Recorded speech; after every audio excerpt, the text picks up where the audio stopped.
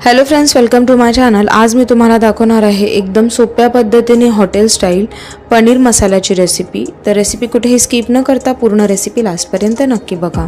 एका पॅनमध्ये मी इथे 1 चमचा तेल टाकून घेतले आणि तेल सर्वीकडे व्यवस्थित पसरवून घेतले। गॅसची फ्लेम मीडियम ठेवली आणि त्यामध्ये 1 वाटी स्क्वेअरमध्ये कट केलेले पनीर टाकून घेतलेले आहे। जोपर्यंत पनीर शॅलो फ्राय होत आहे तोपर्यंत मी इथे एक मसाला तयार करून घेतला। तर मसाल्यासाठी एका बाउलमध्ये इथे मी 10 रुपयाचे दही घेतलेलं आहे। ते मी इथे डब्यातले दही घेतलेलं आहे। सर्व दही बाउलमध्ये काढून झाल्यानंतर त्यामध्ये पाव छोटा चमचा हळद टाकून घेतली। छोटा चमचा इथे मी तिखा लाल मसाला टाकून घेतलेला आहे।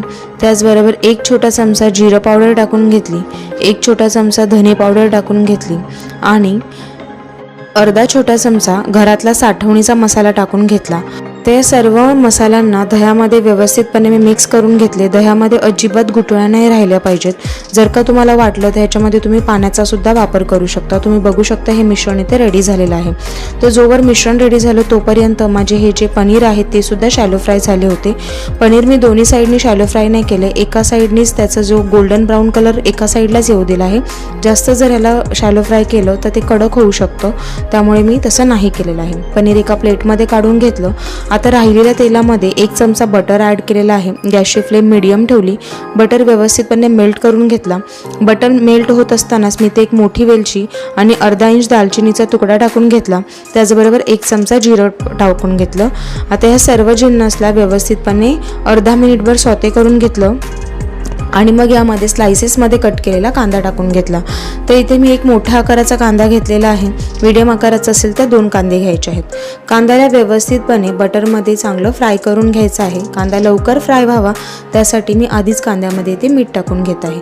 मिठाचा अंदाज येत नसेल तर मीठ लास्टला वापरले तरीही चालेल। आता व्यवस्थितपणे कांदा सॉते करून झाला। कांदा हलकासा पिंकिश रंगाचा व्हायला आला की मग मी ह्याच्यामध्ये 1 चमचा भरून लसणाची पेस्ट ॲड केली आणि व्यवस्थितपणे लसूण परतेपर्यंत ह्याला चांगलं सॉते करून घेतलं। आता कांदा लसूण व्यवस्थितपणे परतलं गेलेलं आहे। गॅसची फ्लेम स्लो केली आणि जे दह्याचं मिश्रण होतं ते मी या कांद्यामध्ये इथे टाकून घेतलेलं आहे। आता दह्याचं मिश्रण टाकल्यानंतर गॅसची फ्लेम एकदमच फास्ट नाही करायचं आहे, थोडीशी मीडियम फ्लेम ठेवायची। व्यवस्थितपणे सतत याला ढवळत राहायचं आहे, नाहीतर दही जे आहे ते फुटू शकतं। त्यामुळे कंटिन्युअस मी ह्याला ढवळत राहिली जोपर्यंत या दह्याच्या मिश्रणामुळे या मसाल्याला तेल सुटत नाही तोपर्यंत। बाउलमध्ये थोडा मसाला तसाच होता, त्यामध्ये मी आता इथे अर्धा पेला पाणी ॲड केलं आणि तो उरलेला मसाला सुद्धा या मसाल्यामध्ये ॲड करून घेतलेला आहे। सर्व जिन्नसला व्यवस्थितपणे चांगलं स्टर करून घेतलेलं आहे। आता हे व्यवस्थित जिन्नस स्टर झाल्यानंतर मी पॅनवरती झाकण ठेवले 5 मिनिटांसाठी। 5 मिनिटं स्लो फ्लेमवरती मसाला चांगला शिजल्यानंतर मी पॅनवरचे झाकण काढले। तर मसाल्याला इथे छानपैकी तेल सुटलेलं होतं आणि मसाल्याची कन्सिस्टन्सी दाटसर सुद्धा झालेली होती। आता ह्या पॉईंटला मी जे पनीरचे क्यूब्स आहेत ते यामध्ये टाकून घेतलेले आहे। जर का तुम्हाला थोडंसं लिक्विड फॉर्ममध्ये ही पनीर मसाला बनवायचा असेल तर ह्याच्यामध्ये आणखीन थोडंसं पाणी ॲड केलं तरीही चालेल, पण मला हे थोडंसं सुक्कं बनवायचं होतं त्यामुळे मी ह्याच्यामध्ये पाणी ॲड नाही केलं आहे। तर पनीरला व्यवस्थितपणे या मसाल्यामध्ये चांगलं एकदा मी इथे मिक्स करून घेतलेलं आहे।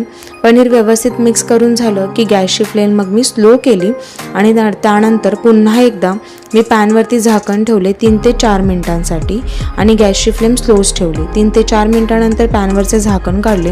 एकदा पनीर मसाल्याला असंच मिक्स करून घेतलं। मग यामध्ये मी दुधावरची साय टाकून घेतली 2 चमचे।